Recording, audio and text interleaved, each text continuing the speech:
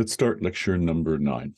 First thing you may have noticed is that we've covered an awful lot of ground. So we went back 4,000 or 5,000 years for the first half of the class, and now we're entering the Renaissance or early modern period. We're 400 or 500 years back.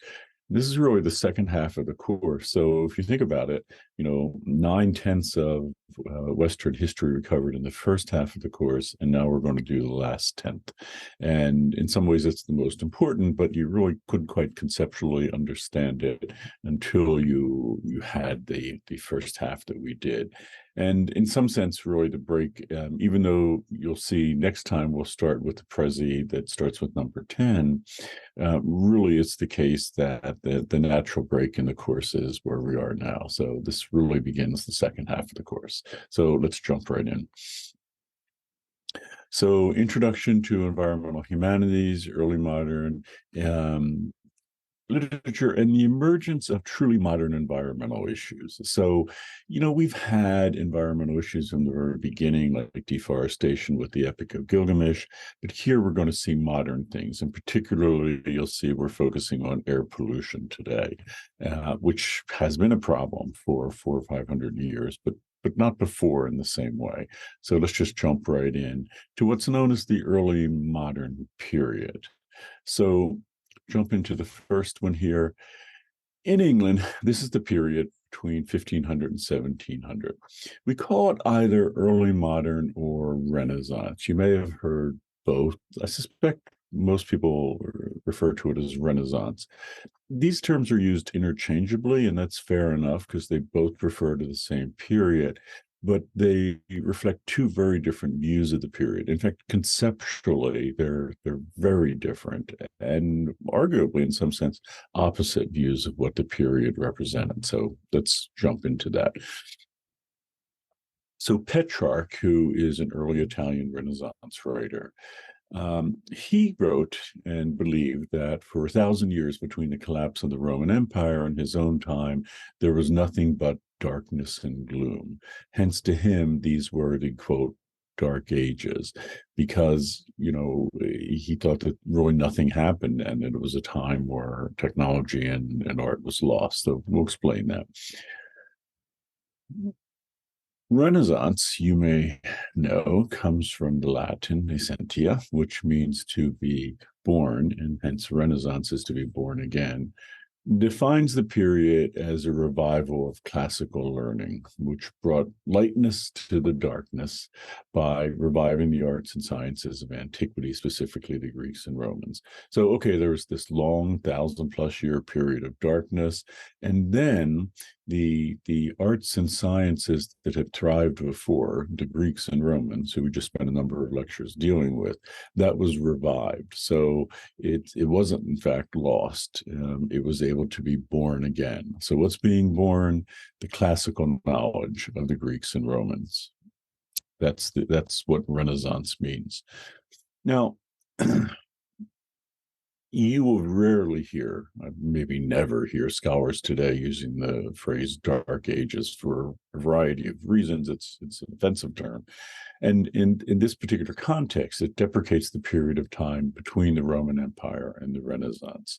So, you're saying this whole period, this 1,000 more years, there was nothing there. It was just darkness.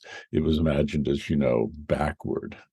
And if you think about it, what Petrarch is able to do, because Petrarch sees himself as part of the Renaissance, he sees himself as an important part of the rebirth thing that's happening. He's able to construct himself that way and their culture negatively by seeing other cultures that came before them negatively.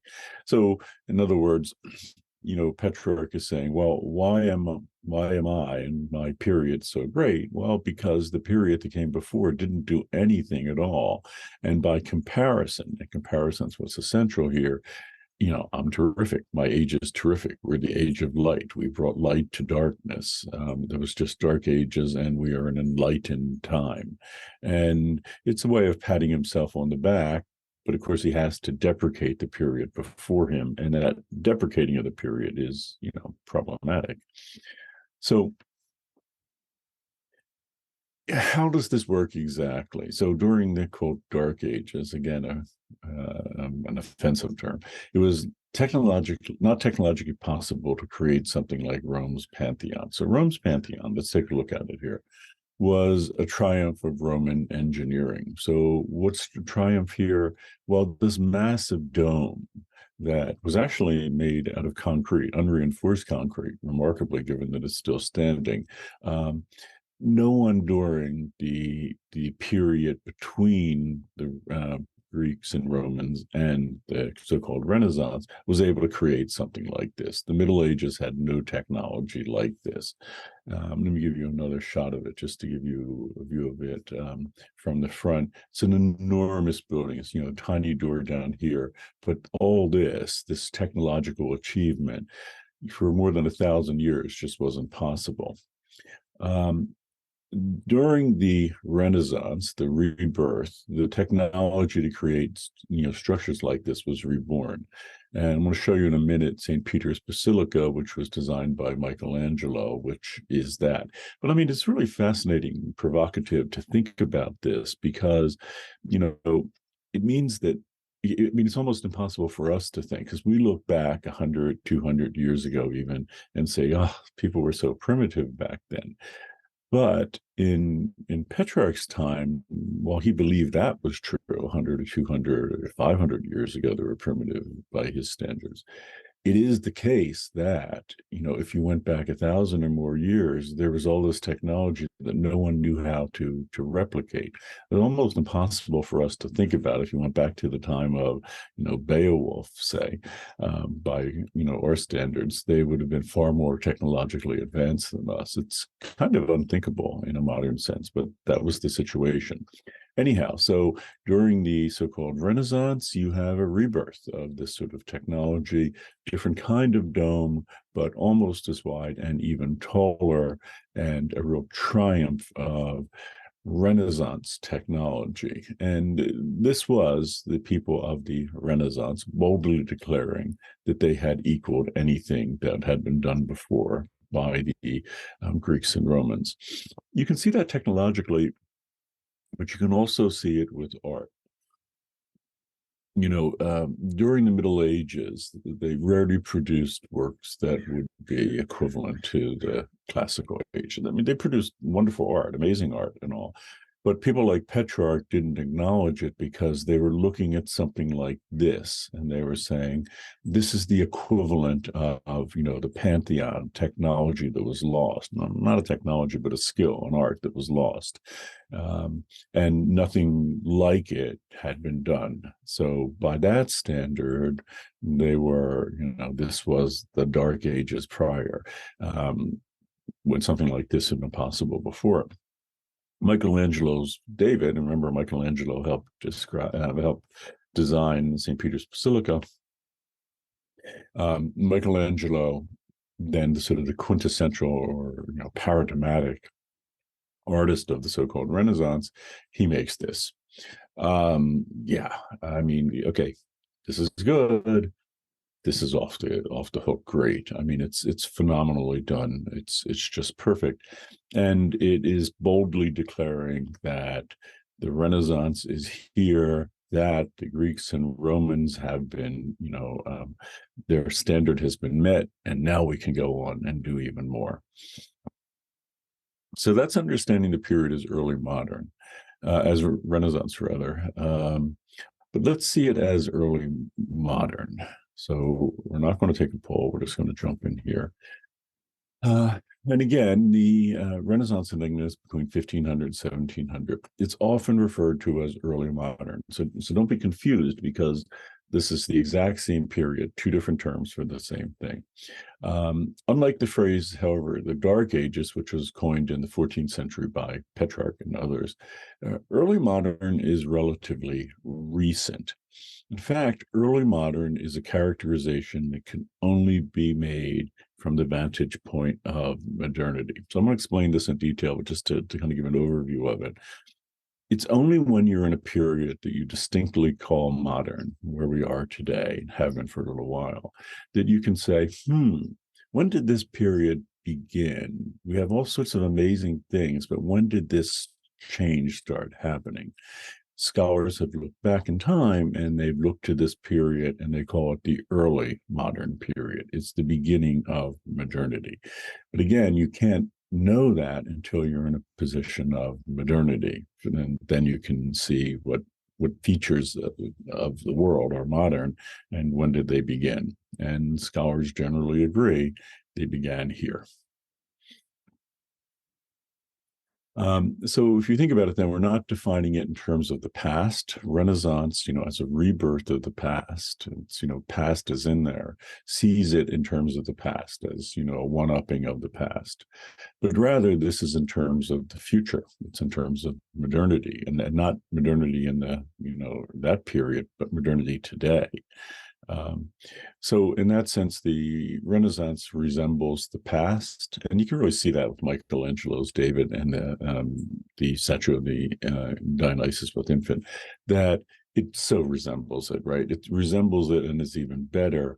But the early modern resembles the future, and I'm going to show you how. Give you some examples of that. But the best example is probably the printing press technologically, right? So this is our equivalent example to those two domes we looked at. Why? Because, movable type, nothing like that existed in the West anyhow, in antiquity. The Greeks and Romans did not have that technology. It's not something they had. As a consequence, in the year 2000, Time magazine named the printing press as the most important innovation of the millennium because it helped bring about a whole new future. So we look at like print culture today and all, and how important it is, and we think, when did that begin? And you go back, and Gutenberg's press is the example for everyone. So it becomes this excellent icon of early modern. It's quintessentially modern, but it's the very, very early beginning of it. And so we call it that. This is modernity. Modernity has arrived on the scene in some sense with the printing press that Gutenberg made. It's not resurrecting classical knowledge. It's not looking back to the past at all. There wasn't anything like it in the past, at least in the West. But it is the beginning of modernity. So that's our example in terms of technology. Again, the equivalent of those two domes. But it also happens with art too. So let me give you an example of that. So this is Bosch's The Garden of Earthly Delights, a little bit after the printing press. You may remember this. Leonardo DiCaprio also has this in Before the Flood. I've been using it for years, but I'm fine to let him use it too. Anyhow, let's look at a close-up here.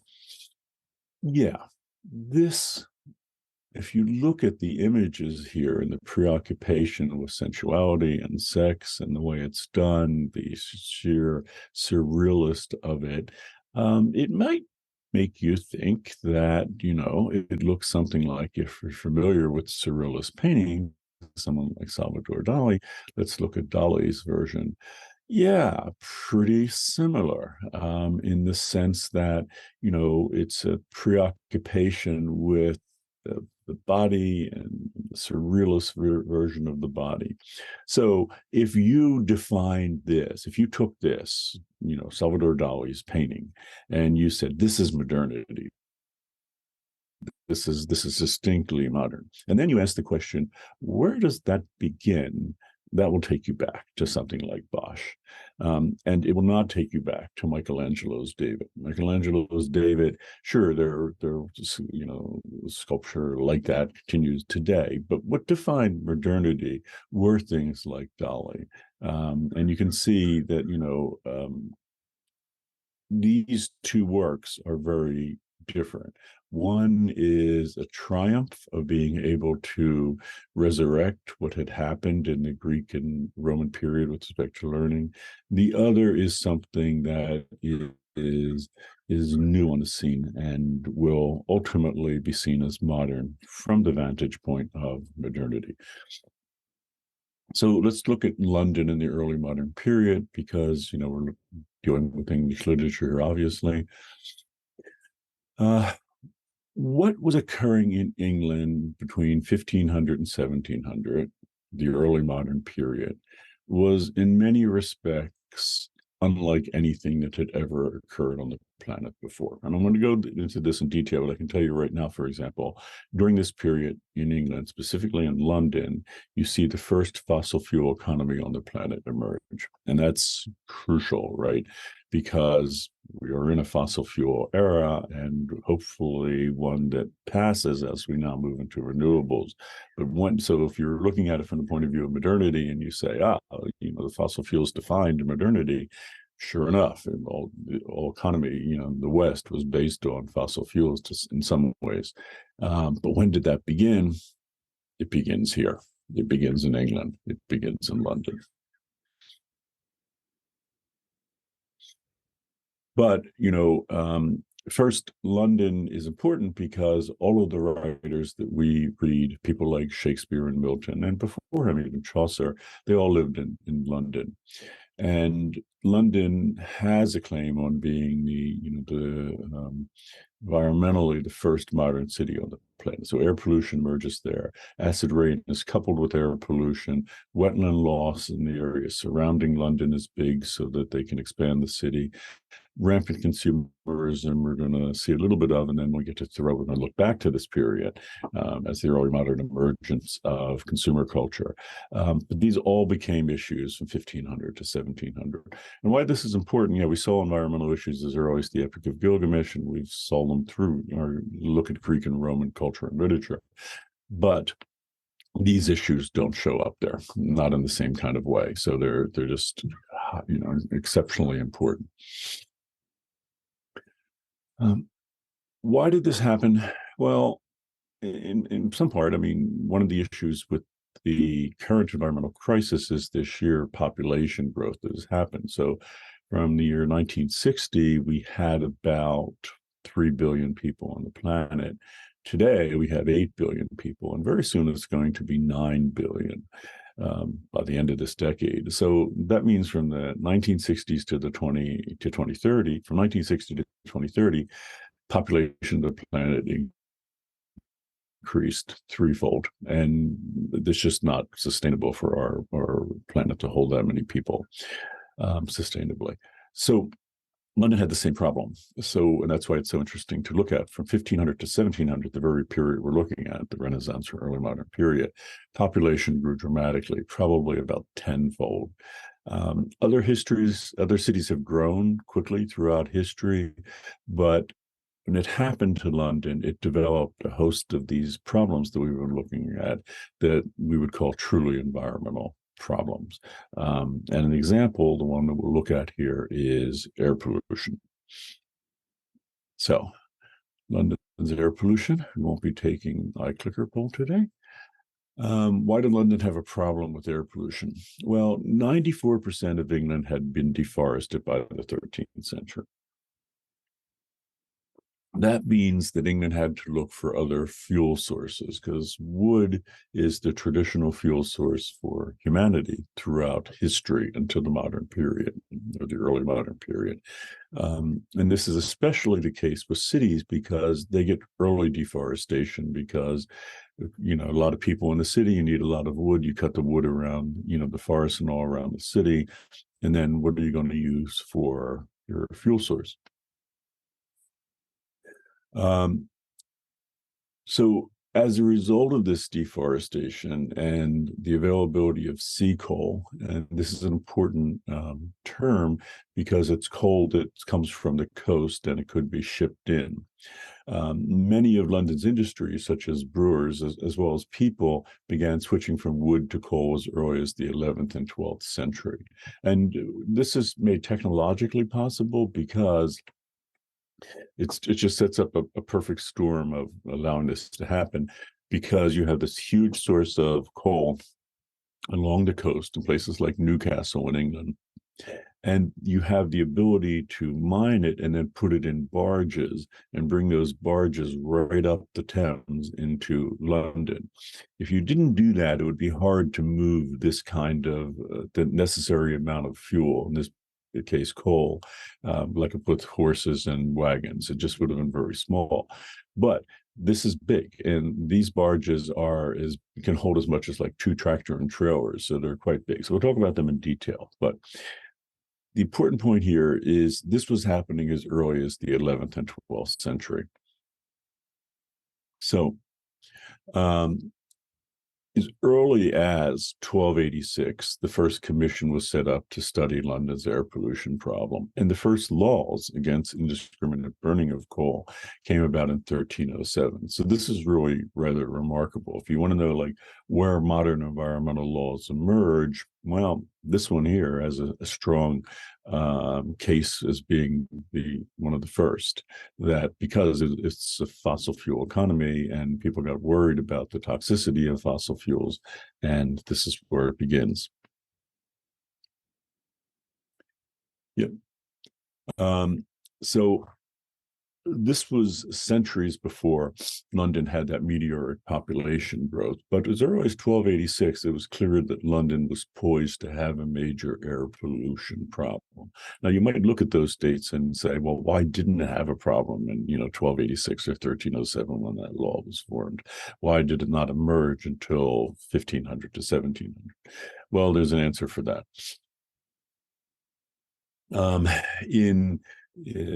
The plague, the bubonic plague, enters England in 1348 and relatively promptly, kills off half the population. So England in modernity, refers to that, modernity may have begun earlier, actually, in human history, a couple hundred years earlier anyhow. But it's a provocative thing to think about. It's a complicated case to argue, but in any event, it didn't become a major air pollution problem, the burning of coal, until much later, because again, with population, the population got cut in half. So you could imagine, like I said, if the population in the world in 1960 was 3 billion people. If some sort of plague had swept through and cut that back to 1.5 billion people, the problems that we're experiencing with the climate crisis now would be far less, because the problem would have been delayed. Once the population would rebound, and we get back to 8 billion people, you would still have the issue. And that's what happens here at London too. The population will rebound. So, and that will happen right around Shakespeare's time. So the actual numbers, you don't need to know this, was before the plague, the population was about 6 million people in England. After and that will not get rebounded until Shakespeare's time, right around the year 1600, which is right square in the middle of the early modern period that we're looking at. What happened by Shakespeare's time, and this is the astonishing thing, because of that sort of perfect storm of coal availability and ability to transport it, England was mining 3 to 4 times more coal than all of Europe combined. Europe just didn't have those coal reserves that were as readily available. 3 to 4 times more coal than the rest of Europe combined, and the majority of it, over half of it, is being burned in London. So you can see why London becomes this model of modernity, because they're burning so many fossil fuels in the form of coal, and there's just nothing like it anywhere else on the planet. And you would think, well, why didn't it happen in Rome or Paris or something? Well, they didn't have the problem with deforestation and population growth that London did, and as a consequence, say Paris will not have a problem with wood shortage until at least 100 years after this period. So it's just set up in London to be a problem. And the scale of the problem is, in fact, staggering.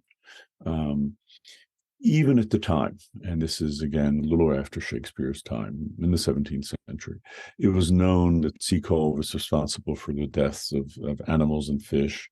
And why fish? Because coal smoke, with it goes up sulfur dioxide mixes with water particles in the atmosphere and comes down as rain in the form of what we call acid rain. Local extinction of entire plants, same reason. Acid rain increases the acidity level of the soil and even burns the leaves directly when it comes down. Similarly, acid rain caused corrosion on buildings. In fact, the first environmental remediation laws emerged in the 1630s because of that. So in other words, buildings are being harmed. Someone says, well, who's going to pay for this because it's being caused by air pollution? Well, they look to the people who are producing the most air pollution, and they find them. But the main thing that people were worried about in the very anthropocenic way is widespread respiratory disease among human beings. So we'll talk about that. So by the time Milton was writing Paradise Lost, and that's in 1667, the 17th century, in England and London, widespread respiratory disease caused by the burning of highly sulfurous sea coal was believed by the most celebrated statistician of the day, a guy named John Graunt, to be second only to the plague as the leading cause of human deaths in London. That was his analysis at the time. And by the way, Graunt is generally regarded as both the founder of modern statistics and the modern epistemology of modern. Why am I blanking on the word here? But the study of diseases. And we now know, looking at his work and his numbers and the reality of it, that he was likely correct, and that's astonishing. So air pollution is now the second leading cause of death. Really quite amazing. Our word smog, which is what we use to describe air pollution often, enters the English language later, a few centuries later after this, but it was specifically designed to describe what happens in London, this amalgam of smoke smog. So if you take out the K-E and F-O here, or I guess you'd go to O-K-E and the F here, you get smog. So smog is smoke fog, and we'll talk about this directly.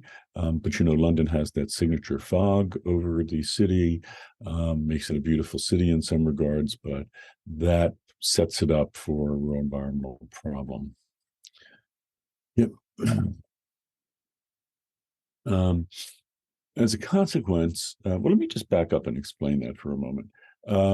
London has this particular meteorological condition whereby fog hangs over the city. That's a natural occurrence. It's just the way that it's set up with temperature and the way the inversion of temperature and water works and all.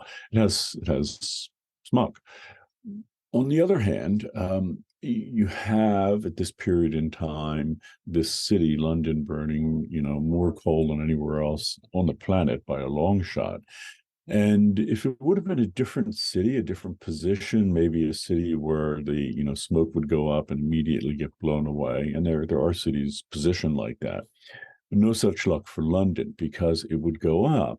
And again, part of the problem is not just in a modern sense that CO2 is emitted when coal is burned, which is true, but again, sulfur dioxide, certain oxides of nitrate, and other gases. But the key one here is sulfur dioxide, because that would go up into the fog and it would join up with water vapor. And when it joined up with water vapor, it becomes a dilute solution of sulfuric acid. That sulfuric acid would, if it gets up into clouds, come back onto the ground as what we call acid rain. And that's what was destroying, was killing fish in the Thames, and also sort of burning the very leaves of plants and all. But not all of it has to go up into clouds. It can go up into that cloud hanging over you, the fog, in which case you have a dilute solution of sulfuric acid that you're inhaling in, and it's going directly into the lungs, and keep doing that for years, and you're going to cause significant respiratory damage. And that then you will have that statistic that John Graunt discovered, that respiratory disease is the second leading cause of death now, behind the plague. So Not surprisingly, this air pollution problem begins showing up in literature and sometimes in very surprising ways. For example, medieval and early modern depictions of hell as a place filled with the same sort of sulfur smoke that's engulfing London owe much to this air pollution problem. So let me explain that, and we jump to the next slide. If you look to like a quintessential earlier depiction of hell in literature, that would be Dante's Inferno. And if you look there for depictions for discussion of what the air was like, what it smelled like, there are a lot of them, but it has nothing to do with burning of coal or anything. A lot of it is like, according to Dante, excuse me, if you go to hell, is this really putrid smelling place where all sorts of things are dying and decaying, and it would just be like a sewer or even worse. But there's no mention of coal smoke or coal smell. So very famously in the Bible, both in the Old and New Testament, there's discussion of fire and brimstone.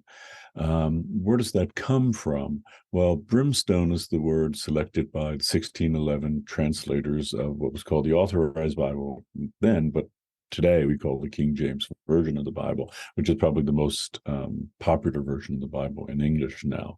And that's both in Genesis and Revelation. So in the very first book of the Hebrew Bible and the very last book of the Christian Bible, or the Old and New Testaments, respectively. And why did they choose this word brimstone? Well, because they wanted to make hell seem as horrible as possible. And to Londoners at the time, and that's where this King James Version is translated, that was the way to do it, to make it seem like London on a really bad day where it smelled like the burning stone. Brimstone means coal. So fire and brimstone means fire and coal. Coal smoke produced out of coal is that the smoke that you would smell in hell. In English version, in early modern English versions, not before with Dante, there's none of that. But here, again, if you're trying to imagine a place as horrible as possible, and that would be hell, and describe it that way, you would use the word brimstone. And actually, it's not a good translation of either the Hebrew or the New Testament Greek, because those words are things like Jehovah's breath. So it's like fire and Jehovah's breath. That wouldn't have got people thinking it's bad, right? God's breath. But if you want to think it's bad, think it's like coal. So let's continue. In Paradise Lost, for example, Milton has one of the first things that the devils do when they arrive in hell after they're thrown out of heaven, after the war in heaven, was to set up a mining operation. And Milton will say that, how did human beings ever get this idea to do this horrible thing, to dig up this coal and burn it? Well, devils taught them to do it, and how to do it according to Milton. That's where we got the idea. And Milton actually has a protective hedge around paradise in Paradise Lost, around Eden, to keep it safe. And that idea was suggested the same decade by John Graunt, again, that statistician, the person who's the founder of modern epidemiology and statistics. And he imagines a solution to London's air pollution problem would be to put a big park all around it with trees to clean the air, and then put all industry outside of that ring. Milton liked that idea, apparently, because it appears in Paradise Lost. Okay. Environment and London's air pollution. So this was our example of a distinctly modern environmental problem that emerged in the so-called Renaissance. But it is the early modern period where things, not just like air pollution, but toxic waste, acid rain, which we already looked at, rampant consumerism, and the things that I mentioned before, are going to add a whole new dimension to pastoral art. So what do I mean by that? Let's me go forward here. Remember, one of the issues with pastoral is that artists are looking away from the problems of the city and looking instead to an imagined perfect country place, a simpler life in the countryside, one largely untouched by these problems. And I mentioned, remember when we started with pastoral, we had that example of a piece of art from right at the time when the Civil War is starting, and how it was perfect and wonderful and pastoral and bucolic, precisely because the painter didn't want to confront the problems of modernity, the problems of the time. Well, that was a very turbulent period, obviously, in American history.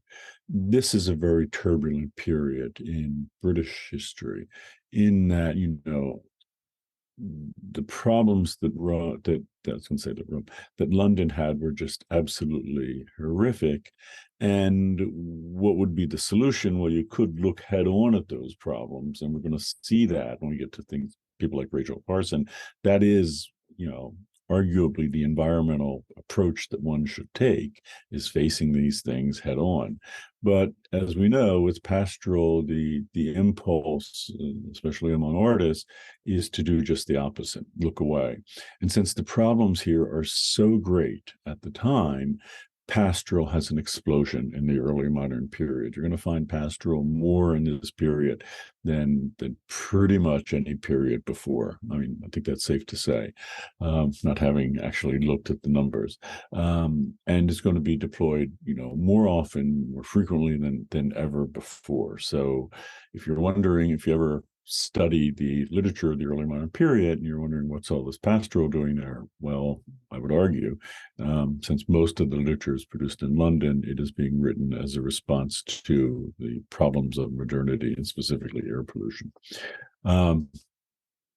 So pastoral's ability to draw attention to the environment by communicating environmental consciousness will be repeatedly used by artists and poets. So on the one hand, most of the pastoral will focus on pristine environments, and that can throw you if you are a scholar looking at the period, because you would think, well, it must have been a very pristine period. But you're going to get a new type of artist in the period who look head on at the problems and address them. So we're going to see that, for example, with Ben Jonson, in a poem. I think that's next lecture that he wrote, called "To Penshurst." We're going to see it with someone like Sir John Denham, people who, instead of looking away from the problems, acknowledge them and look straight on at them and try to understand what's happening. And these are useful people for us, and important people, because that's what we're doing, is trying to understand what's happening. So, do a postscript to London's air pollution problem. Again, skipping the eye clicker. This problem did not end in Milton's time. There was nothing to end it. It kept growing. London's population kept growing. Its reliance on fossil fuels increased. So you see something, this is 300 years after Shakespeare's time, someone like Claude Monet's Houses of Parliament. This is a series. So most people might know Monet from his water lilies series, these beautiful water lilies, which he actually had a pond made in his backyard, and he would go out there and paint them on all different sort of days, where it's like a foggy day, it's a super sunny day, whatever. Monet did the same thing here with the Parliament buildings in London, and would paint them at different times during the day, and this is during the day. And why is it red here and all? Because the fog is so thick, but it also has these particles from air pollution there, that the sun shines through it and makes it look red this way rather than it would on another day. And this would be, so if you think back to what I said before about during the period that people thought that if you wanted to depict hell, imagine it like London. Well, hey, that looks pretty hellish to me. And if it also meant that there were so many particles in the air that it was hard to breathe and the people were getting sick and all, yeah, it kind of makes quite a quick jump to seeing it as hellish. Yeah, it continued well into the 20th century. And most terrific bout of air pollution probably ever in modernity. I'm gonna have to think about that, but I think it's probably right. Happened in 1952 in London. 4,000 people died in a week because of respiratory tract illness, and over twice that many dying, shortly thereafter. And this was all because you had all this smoke going up, but you had this fog that was just laying there for weeks, and the conditions were just right for it, or right is probably the wrong word. The conditions spawned it. But this also did spawn the modern environmental movement, because people immediately said, we just can't keep living this way. And not too long after, the Clean Air Act of 1956 in England was passed. And this was actually set the stage for the Clean Air Act in the United States, which would be passed a decade later. But in terms of time, isn't it astonishing that 650 years before, the first clean air law was actually passed in London in 1307? So it's amazing that this problem continued as long as it did. And by the way, this is just one city. Importantly, it was the first city on the planet to have this problem, but many, many others will continue to have it afterwards. And I think most famously, or at least got a lot of headlines, would be Beijing in the early part of the 21st, where the air pollution problem there caused by burning fossil fuels was so great, and people became outraged there too. And Beijing, since then, the last decade or a little more, has done an enormous amount to clean up the city. But I think every major city has to confront this. Maybe most famously, I guess, would be close to home, Los Angeles, because we think of Los Angeles quintessentially as having this smog problem. We were able to address that problem. It was able to be addressed technologically in the 20th with things like so the problem is sulfur dioxide gets emitted to the atmosphere when you burn fossil fuels, and principally the problem is burning oil and coal in the 20th. So what we did in terms of coal, we put something called a scrubber onto coal-fired power plants, which was a device that literally would take out the sulfur dioxide, so it didn't go into the atmosphere. And amazingly, we came up with a technology that was quite small that could be put right into cars, which is known as a catalytic converter. And it converts the sulfur dioxide into carbon dioxide, which is not great for the climate crisis because it adds a little more CO2 into the atmosphere, but it is great for smog. In places like LA were transformed because they became icons of smog in the 60s and 70s. But catalytic converters, I believe, were made mandatory in the United States in 1978. Could have that wrong, but I think I'm right, right around there. And as a consequence, things got cleaned up pretty quickly, although there are still cars on the road from before 1978, which produced 10 times more smog in the form of sulfur dioxide. Anyhow, this is the big smoke that London had in 1952. You can see it, and to think that what you would be looking at there would be, smog that literally contained, a poison that would burn your lungs is just amazing, just kind of overwhelming. And you can see why, efforts in the form of laws and technology being deployed in law were used to try to stop that. Okay, so there you go. That's lecture number 9. I tried to go through it pretty quickly. And we will be continuing in the early modern period for the next couple of lectures, because it is so important, because, again, this is the beginning of the first fossil fuel economy on the planet, a planet that in the centuries to come would have all its economies. I mean, all the economies of what became wealthy countries defined by fossil fuels. Okay, so that's it. Take care.